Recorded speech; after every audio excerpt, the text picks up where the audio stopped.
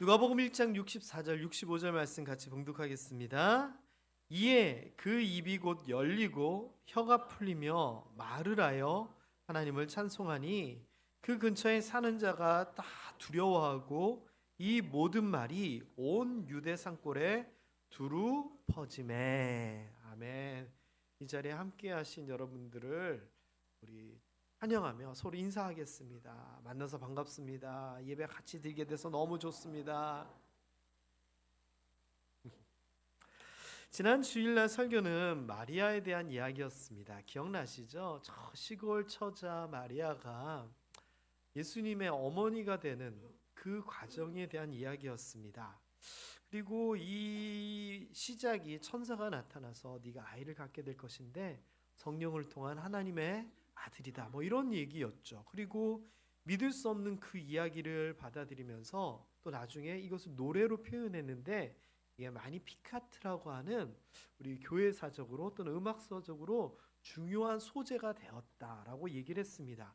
그래서 이 마니피카트를 모차르트, 바하 같은 사람들이 그 가사를 중심으로 해서 곡을 만든 그런 것들에 대한 이야기도 나누었죠. 그래서 마리아가 스스로 이 마니피카트를 통하여서 비천한 소녀였던 자기를 통하여 큰 일을 하신 하나님을 찬양한 것처럼 우리도 부족하고 연약하고 없지만 하나님께서 들어서 사용하시면 큰 일을 할 수 있습니다. 이런 내용으로서 지난 주일에 설교를 했는데 또 처음 듣는 것처럼 이 반응이 익숙합니다. 괜찮습니다. 저도 지난주에 설교 한번 보면서 내가 이런 설교를 했었나? 저도 새삼스러웠거든요. 이해합니다. 자, 오늘도 노래에 대한 이야기를 하려고 합니다. 왜냐하면은 사실 내년도 표어에 다음 주에 이제 공개가 되겠지만 2026년도 표어에 노래라고 하는 단어가 들어갑니다. 그래서 그거와 연관돼서 대림절과 연관돼서 제가 지난주 오늘 이렇게 설교를 하게 되는데 지난주 설교가 마니피카트라고 하는 용어였어요. 사실 이거는 마리아가 했던 그 첫 구절인데 이 첫 구절을요 마리아는 어느 나라 말로 얘기했을까요? 히브리 말로 얘기를 했습니다. 그런데 그게 헬라어로 기록이 되었고 이 헬라어로 된 게 어떤 교회 음악으로 들어오면서 라틴어로 사용이 되었습니다. 이 라틴어로 사용된 것이 영어, 독일어 이런 것들을 거쳐서 한국에 들어오면서 마니피카트이라고 하는 그런 말이 됐는데 또는 매그니피켓 여러 가지 이제 발음이 나올 수 있습니다. 자, 그런데 이렇게 마니피카트라고 하는 어떤 단어가 마리아를 통해서 음악의 한 영역이 된 것처럼 오늘은 베네딕투스라고 하는 노래를 여러분들에게 소개를 시켜드리려고 합니다. 이 베네딕투스는 매니피칸트보다 더합니다. 왜?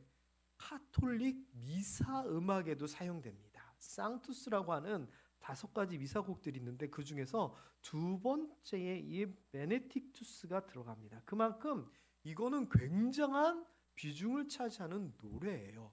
이 베네딕투스라고 하는 이 말은 찬양받을 만한 분, 복 받을 만한 분, 복 있는 사람 이런 의미의 첫 단어에서 시작이 되거든요. 우리는 좀 생소하지만 1400년대, 1500년도 초반에 음악이 이제 교회 음악의 전성기가 이루어지고 카톨릭 교회에서 미사곡들이 굉장히 많이 만들어집니다. 우리 영화나 이런 데서 보면 막 미사곡들이 울려 나오잖아요.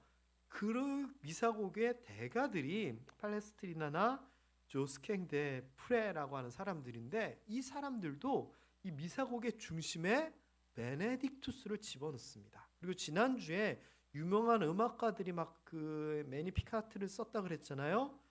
어떤 사람들이 이 베네딕투스라고 하는 이 가사를 가지고 의미를 가지고 곡을 썼냐면 놀라지 마십시오. 더합니다.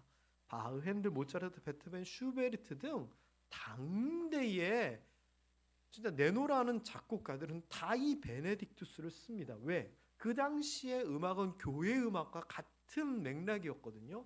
그러다 보니 찬양곡들, 합창곡들, 교향곡들이 종교적으로 다 연관이 됩니다. 그러다 보니 이 베네딕투스가 빠질 수가 없었습니다. 게다가 마니피카트라고 하는 이 곡은 저녁 때에 참 어울리는 곡이라면 이 베네딕투스는 아침 찬송이라 부를 만큼 아침에 어울리는 곡으로서 자리를 잡게 됩니다. 자, 그러면 이 베네딕투스는 누가 그 가사를 쓰게 됐는가? 물론 찬송하리로다라고 하는 이 표현은 구약 시편이나 이런 데서 많이 나오지만 제가 얘기하는 이 베네딕투스는 바로 세례 요한의 아버지인 사가랴의 노래에서 시작이 됩니다. 지난 새벽에 제가 사가랴의 이야기와 아브라함의 이야기를 연결해서 하면서 자꾸 내가 사가랴의 이야기 이렇게 자세하게 하면 주일날 큰일 나는데 생각이 들면서도 어쩔 수 없이 막 하게 됐는데, 사가랴의 이야기, 세례 요한의 아버지의 이야기가 성경에는 누가복음 1장에 잠시 나오지만 굉장한 의미가 있습니다. 한번 볼까요? 일단 사가랴를 성경에서는 뭐라고 평가를 하냐면은 하나님 앞에 의인이다라고 평가를 합니다. 성경에서 의인이다라고 얘기하는 사람 여러분 생각해 보세요. 몇 명 정도 될까요? 노아가 당대의 의인이었다, 이 정도? 그러니까 의인이라고 하는 표현은 감히 사람이 스스로도 또 남이 지칭하기에도 버거운 단어입니다. 그런데 이 사가랴는 하나님의 말씀 규례, 그러니까 율법을 아주 철저하게 지키고 스스로도 경건하고 거룩하게 살아서 의인이다라고 성경에서 얘기할 정도의 대단한 사람이었습니다. 자, 그런데 이 사가랴가 아쉬움이 있었죠. 그게 뭐냐? 1장 7절에 보니 부인 엘리사벳이 아기를 못 갖습니다. 그리고선 나이가 들어가면서 이 사람 사가랴는 자식이 없이 나이 든 노인이 되어버린 겁니다. 게다가 이 사가랴는 지난 주일 마리아는 저 시골 처자, 제가 정말 우리 신촌 분들에겐 죄송한데 저기 동서 앞에 있는 신촌은 이렇게 얘기할 정도로 일반 사람들이 잘 알 수 없는 시골의 처자 마리아였다면 사가랴는 정반대입니다.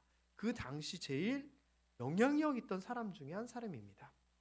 이게 이제 누가복음 5장에 보면은 사가랴를 설명할 때 아비야 반열의 제사장이다라고 하는데 이게 대단한 겁니다.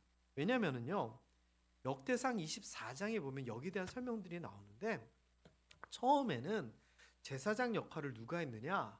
아론이 첫 제사장이었습니다. 그런데 아론의 후예들만 제사장을 할 수 있다고 하나님이 율법을 통해서 땅땅땅을 해버린 겁니다. 자, 그런데 아론의 두 아들로부터 손주들이 나고 막 하다 보니 사람 수가 너무 많아져 버린 겁니다.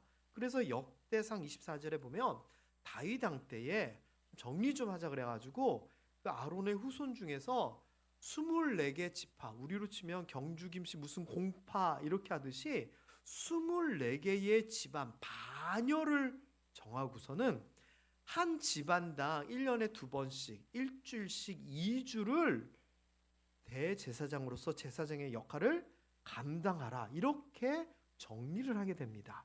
아비야 반열은 그 중에서 8번째 집안이었습니다. 그래서 이 사가랴는 굉장히 영향력이 있는 종교 제사장 집안의 사람이더라라고 하는 겁니다. 게다가 이 아비야는요, 그 집안에서 일주일 동안 대제사장의 역할을 감당해서 예배를 인도해야 되는데 사람은 여러 명 있을 거 아니에요. 어떻게 뽑았냐? 제비를 뽑아가지고 뽑게 됩니다. 그래서 아비야 반열의 때가 됐을 때 이 사가랴가 제비에서 뽑혀가지고 집안 대표로 성전의 예배를 주관하는 제사장의 직책을 감당하게 됩니다. 그래서 이 아비야가 성소에 들어가가지고 분향을 하고 이제 이거를 이끌게 되는데, 여러분 성소는 아무나 들어갈 수 있는 곳이 아니었고 지성소는 더 했기 때문에 백성들이 그 예배 제사 시간이 되면 들어가지는 못하고 제사장이 안으로 들어가면 밖에서 기다리고 있었습니다. 그 이야기가 이제 10절에 나옵니다. 밖에서 기도하면서 이 사가랴가 들어가서 분향하고 예배드리고 하는 하나님과의 만남하는 그 거룩한 시간을 지켜보고 있었습니다. 자, 그때 성소에 들어가서 분향을 하고 있던 이 사가랴에게 천사가 나타난 겁니다. 마리아에게 가브리엘이 나타나고 엘리사벳에게 나타난 것처럼 천사가 나타났는데 이게 시작입니다. 자, 천사가 나타났는데 뭘 얘기를 하느냐? 이렇게 얘기합니다. 무서워하지 마라. 이 천사가 나타났다는 장소가 성소잖아요. 성경에 구약에 보면 성소 지성소에는 언약궤가 있고 뭐 그 아래 천사상이 있고 사이에 있고 뭐 등등등 하면서 이 정말 거룩한 곳에 하나님 앞으로 나아갔더니 하나님의 음성, 천사가 나타나서 하나님의 음성을 전하는 겁니다. 이 사가랴 입장에서는 어떤 느낌이었을까요?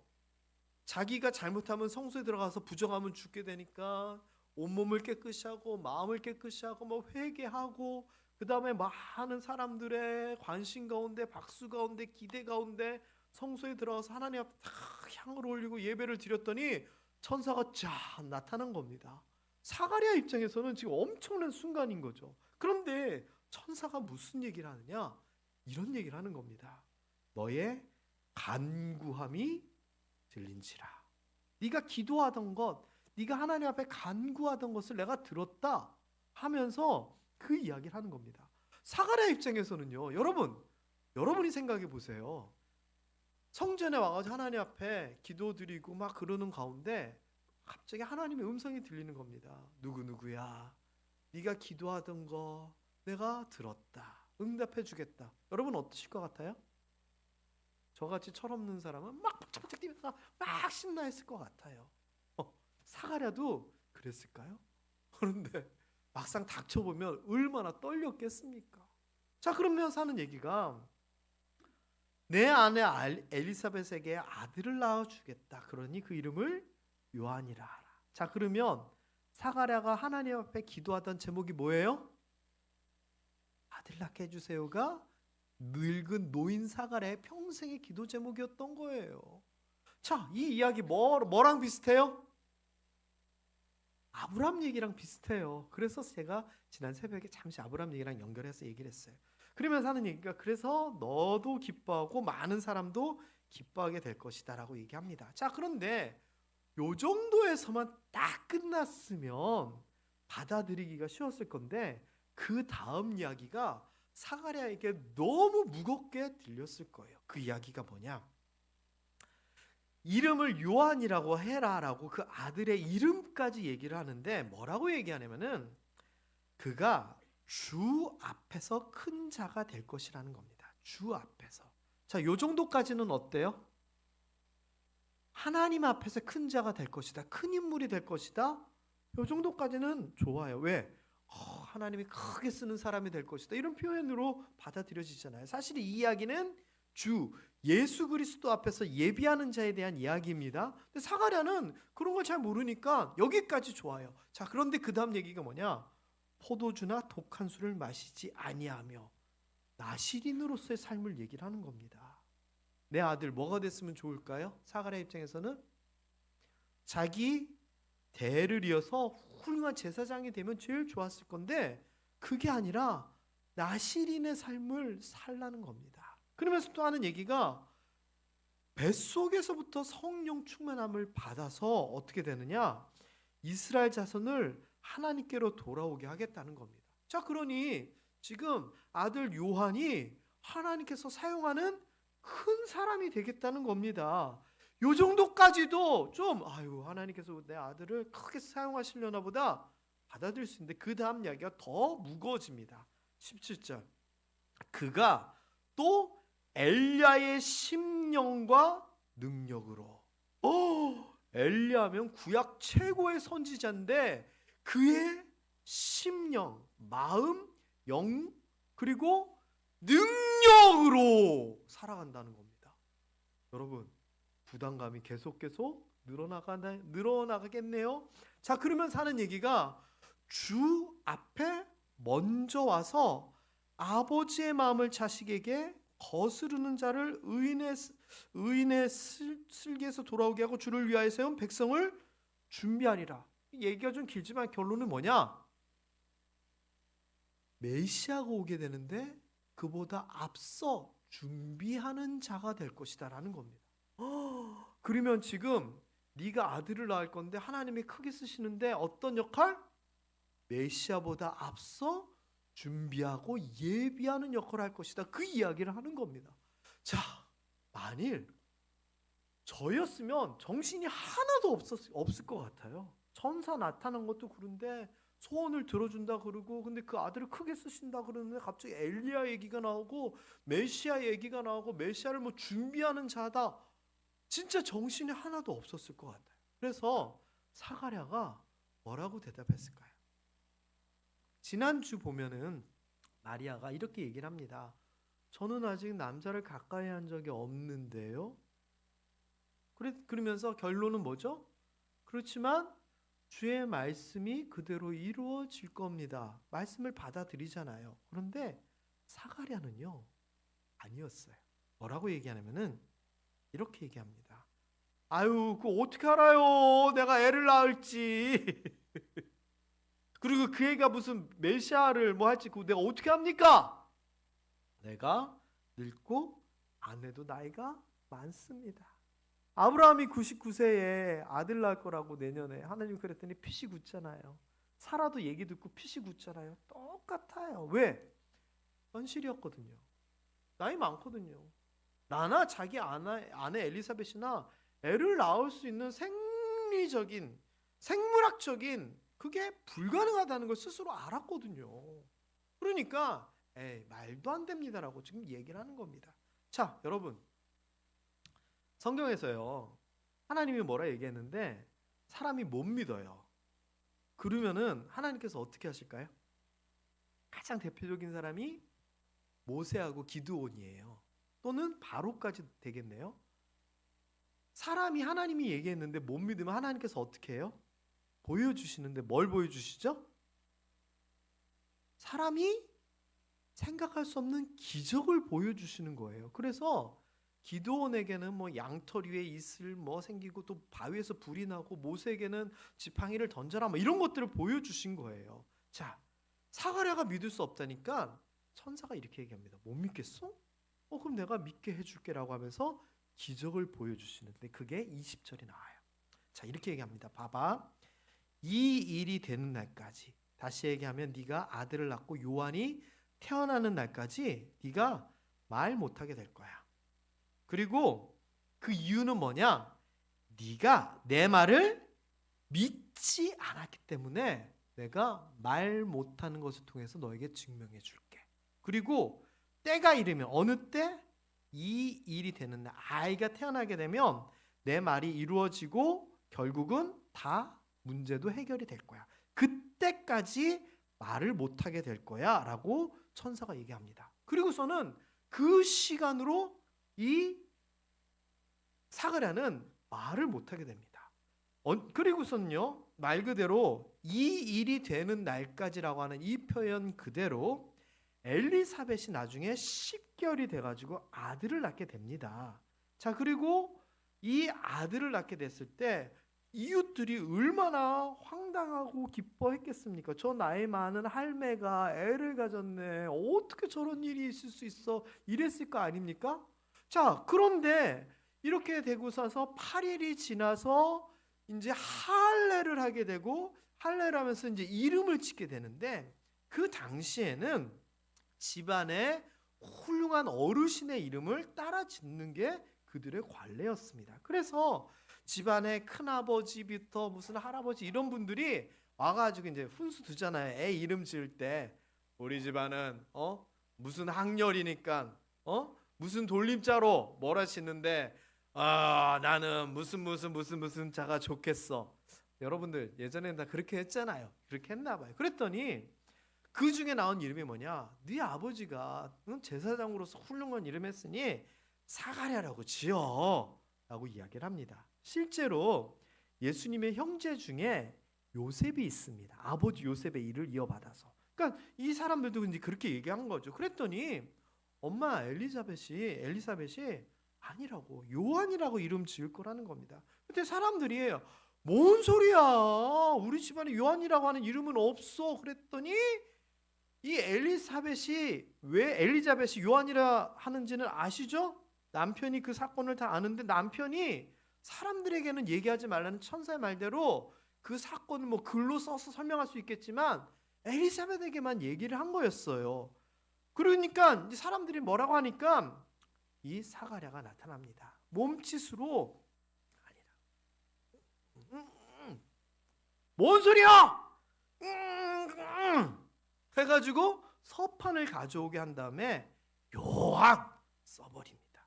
그래서 사람들이 이게 뭔 일이래 하면서 이름이 세례 요한으로 확정됩니다. 그리고 그렇게 아이가 태어나서 8일이 지나 할례를 하고 이름을 딱 짓자마자 우리가 봤던 본문에 나오는 것처럼 입이 열리고 말을 하게 됩니다. 자, 여러분, 이 사가랴가 성전에 들어가가지고 천사 만나고 이제 말을 못하게 돼서 딱 나왔어요. 성전 밖으로. 밖에는 백성들이 기도를 하고 있었어요. 근데 사가랴가 나오는데 말을 못해요. 사람들이 어떻게 생각했을까요? 이게 뭔 일이래? 제사장이 성소에 들어가서 잘못하고 부정하면 죽는데 사가랴가 죽지는 않았지만 아이고 벙어리가 돼서 나왔네. 아이고 뭔 일이래. 웅성웅성 수근수근 했을 거 아니에요. 그리고 소문이 쫙 퍼졌을 거 아니에요. 아니 이번 사가랴가 제비 뽑아가지고 대제사장이 됐는데 세상에 성소에 들어갔다 나오는데 벙어리가 됐대. 세상에 무슨 죄를 지었길래 저렇게 벌을 받았대. 안 좋은 소식은 전국에 퍼지잖아요. 전국에 다 퍼졌을 거예요. 그런데 10개월 후에 갑자기 말을 하게 된 거예요. 그리고 그 전까지는 비밀이라고 했지만 그 이후로는 어떻게 됐을까요? 사람들에게 사실은 이래서 얘기했을 거 아니에요. 그러니까 사람들이 알고 누가가 보고서 적은 거예요. 그러니까 이 소문이 퍼지니까 온 유대 산골까지 사가랴가 사실 이랬대 이야기가 쫙 퍼져버린 거예요. 자, 그런데 여러분 같으면은요, 하나님이 뭐 이런저런 해가지고 너가 10개월 동안 말을 못하게 될 거야 이제 얘기를 하고 그 10개월의 시간을 지나고 있다 쳐요. 이른바 침묵의 시간, 10개월의 침묵의 시간이 지난 거예요. 자, 그리고서는 이제 기대하게 돼서 아이가 태어났는데 입이 안 열려요. 할례를 하고 나서 이름을 지니까 입이 탁 열려요. 자, 이런 상황이라면 첫 마디를 무슨 말을 했을 것 같아요? 생각해 봤어요. 저는 이랬을 것 같아요. 아유 답답했다. 아유 말 못해서 너무 답답했어. 저는 이랬을 것 같아요. 근데 이 사가랴는요 10개월 동안 자기에게 닥친 이 모든 일을 정리를 했어요. 그리고 그 상황을 시로 노래로 표현을 하게 돼요. 그게 뭐냐? 바로 베네딕투스라는 거예요. 그래서 68절 이하, 이 71절 이하에도 쭉 이어지는데요. 찬송하리로다 이 말이 라틴어로 베네딕투스예요. 그러면 이 베네딕투스라고 하는 이 노랫말은 뭐냐? 사가랴가 경험했던 침묵의 시간, 10개월의 시간 동안 다듬고 정리하고 압축시키고 응축한 사가랴의 고백이에요. 여러분, 그렇다면 사실은 우리면 뭐를 했을 것 같냐면은 나 답답했다, 힘들었다를 먼저 얘기했을 것 같은데 이 사가랴는 베네딕투스에서 그런 내용을 얘기하지를 않아요. 그렇다면요, 사가랴에게 있어서 이 침묵의 시간은 어떤 시간이었느냐, 이거를 봐야 돼요. 여러분, 세례 요한이 태어나기 10개월의 시간이에요. 딱 정해져 있는 10개월의 시간이에요. 이거는 기약 없는 시간이 아니에요. 아이가 태어나면 말이 풀린다고 했으니 어떻게 믿느냐? 말 못한다부터 못 믿을 얘기인데 말을 못하게 되니 진짜구나 생각했을 거 아니에요. 그러면 언제 말이 풀리느냐? 10개월, 이 말도 믿어질 수밖에 없잖아요. 그럼 10개월 동안 기다린 거예요. 이 기다리는 시간은 실제로 말을 못하는 답답함이 있었을 거예요. 답답함이. 얼마 전에 이제 영상을 보다 어떤 연예인들이 케냐에 간 이야기가 이제 짧게 이렇게 클립이라 그러죠. 짧게 이렇게 나온 거를 제가 보게 됐어요. 근데 보니까 거기에 개그맨 이수근 씨가 이제 케냐를 갔는데 방송국 사람들이 되게 나쁘더라고요. 케냐에 가서 케냐의 맛있는 음식들을 쫙 차려놓고선 문제를 내고 퀴즈를 풀게 하는 거예요. 그래서 맞추면은 주고 못 맞추면 한 접시를 빼가요. 그러니까 줬다 뺏는 게 제일 치사한데 방송국 사람들이 그러더라고요. 근데 이수근 씨가 이제 무슨 뷔페 같은 데를 갔어요. 고기 뷔페를. 근데 갔는데 문제가 뭐였느냐? 몸으로 막 표현을 해가지고 어떤 단어를 하는 몸으로 말해용가 이거를 이제 이수근 씨한테 시키는 거예요. 근데 결과적으로 10문제를 다 풀면은 거기 있는 걸 먹게 해준다는데 이수근 씨가 몸으로 어떤 단어들을 다 설명을 해요. 자, 그런데 문제가 뭐였냐면은 과자나 아이스크림 같은 거에 이름을 맞추는 거였어요. 과자나 예를 들면 이런 거죠. 제가 잘 못하겠지만 이거 먼저 한번 알아맞혀 보세요. 뭘 것 같아요? 꿀까베기.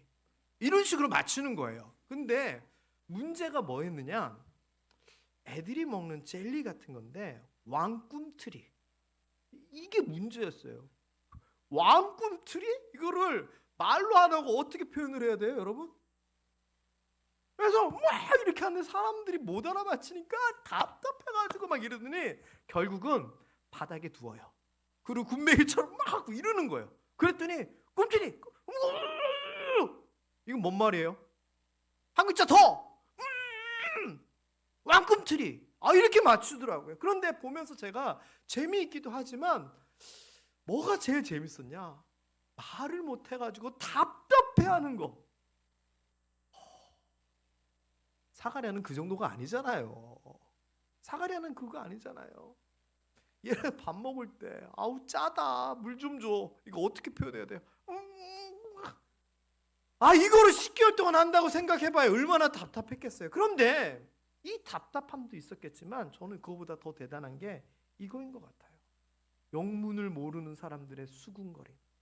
설명을 하고 글로 쓰면 되는데 천사가 비밀이야라고 해버리니 말은 못하는 거예요. 그러다 보니 무슨 상황이 되느냐? 사람들의 오해. 도대체 무슨 죄를 지었길래 하나님께 저렇게 벌을 받았느냐? 오해잖아요. 그래서요, 사가랴에게 있어서는 생각해보면 답답함의 시간이에요. 말을 못함에 대한 답답함, 사람들의 오해와 억측에 대한 답답함이에요. 자, 그런데 여러분들도 이런 거 있지 않아요? 나는 그게 아닌데 설명이 안 되는 거예요. 설명하려고 할 때 됐어 이래버린다고 쳐요. 답답하면 어디다가 해결해요? 해결 못 하잖아요. 또는 이렇게 하면 좋은데 이게 안 돼요. 시도하고 노력했는데 계속 실패해요. 답답함이 있을까요? 없을까요? 답답하잖아요. 사가랴의 침묵의 시간은 우리가 생각하는 그런 답답함의 시간이었을까요? 그런데요, 아닌 것 같아요. 사가랴에 있어서 이 침묵의 시간은요, 하나님의 신실하심, 다시 얘기하면 말씀대로 이루시는 것을 확인하는 시간이에요. 왜? 일단은 아기가 있으리라라고 하는 그 얘기, 시간이 지남에 따라 엘리자벳의 배가 부풀어 오르잖아요. 확인하는 시간이에요. 진짜구나. 진짜구나. 하나님의 말씀이 진짜구나. 말씀대로 벙어리가 된 것처럼 아기도 진짜 가졌네. 아기가 태어나면 그런 사람이 되겠네. 그리고 그 아기가 태어나면 내 입은 열리겠네. 하나님의 말씀이 확인되는 시간이었어요. 게다가 두 번째는 자신의 연약함을 깨닫는 시간이에요. 왜? 왜 벙어리가 됐냐? 아까 이는 네가 내 말을 믿지 아니함이니, 자기는 거룩하고 경건하게 살았지만 결정적인 순간에 믿음이 없었어요. 그러면서 후회했겠죠. 내가 그때 아멘 했으면 이 고생 안 할 건데. 그렇기 때문에 사가랴에게 있어서 이 침묵의 시간은 자기를 돌아보는 그런 시간이었을 거예요. 그리고 세 번째는 무슨 시간이냐? 기다리는 시간이에요. 기다리는 시간. 여러분, 아이가 생일이에요. 갖고 싶었던 게 있어요. 장난감 총이라고 합시다. 근데 아빠한테 아침에 아빠 온 생일인데 선물 뭐 사줄 거야? 너 장난감 총 갖고 싶다 그러니까 아빠가 퇴근할 때 장난감 총 사올게 그러는 거예요. 그러면은 이 아이는 점심 먹고 나서부터 아빠 기다리는 거잖아요. 그러면 그 기다리는 시간이 답답함의 시간일까요? 기쁨의 시간일까요? 왜? 결과를 알잖아요. 6시에 아빠가 집에 오시는데 5시 55분쯤 됐으면 어떤 마음일까요? 발 동동동동동동 구르면서 기대하고 기뻐하고 좋아하는 거잖아요. 그리고서는 아빠가 띵동했어요. 너무 기쁜 거죠. 아빠가 얘기합니다. 자, 열 세고 나서 이제 선물이 뜯는 거야. 안에 장난감 총 있는 거 다 알지만 하나, 둘, 셋, 열까지 기다리는 순간은 행복한 시간인 거예요. 사가랴도 그거죠. 왜? 이제 모든 것이 확실한데 이제 조금 있으면 아들이 태어나는데 하나님의 말씀이 이루어지는, 자기의 소망이 이루어지는 그것을 기다리는 시간이다라는 거예요. 그러면은 사가랴에게 있어서 침묵의 시간은 답답하고 힘들고 슬픈 시간이 아니라 하나님을 제대로 알고 자신을 알고 자신의 소망을 위하여 기다리는 의미 있는 시간이었던 거죠. 그래서 이 의미 있는 침묵의 시간을 깬 첫 마디가 베네딕투스, 찬송하리로다. 하나님에 대한 찬송이에요. 그래서 이 베네딕투스의 가사의 내용을 보면은요, 자신에게 큰 일을 행하시는 하나님께 감사하고요, 또 이스라엘의 구원, 메시아에 대한 이야기가 나오니까 하나님께서 메시아를 드디어 보내주시고 우리 아들이 그 일을 하는구나 하면서 메시아에 대한 구원과 자기 아들 요한의 할 일에 대한 기대가 담겨져 있어요. 여러분, 사가랴의 이야기를 보면서 이것이 우리의 이야기였으면 좋겠다라고 하는 생각이 들어요. 왜? 우리도 침묵의 시간들이 있거든요. 답답함의 시간들이 있거든요. 남에게 말 못하면서 눈물 흘리는 시간들이 있거든요. 그런데 그 시간 견뎌내기 너무 힘든데 이때 하나님의 말씀이 선포되는 거거든요. 우리가 그 말씀을 붙잡고 기도하면서 버텨내면서 기도하고 있는 거거든요. 누구처럼? 여러분들처럼, 나처럼 그렇게 하고 있잖아요. 그러면 하나님의 말씀이 이루어지는 그 영광의 순간에 뭐가 나와야 되느냐? 사가랴처럼 나의 베네딕투스가 나와야 되는 거예요. 그렇기 때문에 우리는요, 사가랴가 10개월 동안 제가 아까 얘기했잖아요. 뭐 했을까? 나중에 입이 열리면 이 상황을 어떻게 얘기하고 어떻게 감사해야 될까? 정리했을 거 아니에요. 그러니까 베네딕투스가 나온 거잖아요. 우리도 마찬가지예요. 지금 우리는 터널을 지나는 것 같고 침묵의 시간인 것 같지만 지금 뭘 해야 되느냐? 하나님의 말씀이 반드시 이루어진다라고 하는 확신과 믿음 가운데 우리가 지금 이 침묵의 시간을 보내야 돼요. 그리고 이 침묵의 시간이 벌이 아니라 나를 위한 소중한 시간이라는 것을 깨달아야 돼요. 그래서 성경에서는요, 너는 힘들지, 어렵지, 불같은 시험 때문에 너무 눈물 나고 그렇지, 괴롭지, 하지만 오히려 기뻐해. 이런 시험 뒤에는 하나님의 영광이 있어. 이게 성경 전반에서 얘기하는 거잖아요. 나의 가는 길을 그가 하시나니 그가 나를 단련하신 후에 내가 정금같이 나오리라. 욥기의 이야기나 베드로 전후서의 이야기나 예수님의 말씀이나 다 똑같잖아요. 그렇다면 지금 우리가 입이 봉해져 있는 사가랴의 침묵의 시간과 같이 답답하고 힘든 시간이라면 아니야, 이 말씀 뒤에는 하나님의 응답이 있어 라고 하는 기다림으로 소중한 시간으로 여겨야 된다는 거예요. 그래서 여러분, 사랑하는 모함의 성도 여러분, 내가 이렇게 힘들 때 나는 이렇게 기도했어. 하나님 정말 감사합니다. 이 모든 어려움과 고난과 슬픔과 눈물을 다 이기게 해주셔서 너무 감사합니다. 이 찬양을 하기 위해서 언제부터? 지금부터 여러분이 여러분의 베네딕투스를 만들어 놓으셔야 되는 거예요. 혹시 여러분 지금 침묵의 시간을 지나고 계시는 분 계세요? 낙심하지 마세요. 하나님이 준비하고 계시고 여러분을 준비시키고 계시는 거예요. 응답이 잘 이루어지지 않는다고요? 너무 오래 기다리셨다고요? 괜찮아요. 포기하지 마세요. 하나님의 때가 있어요. 가장 좋은 때예요.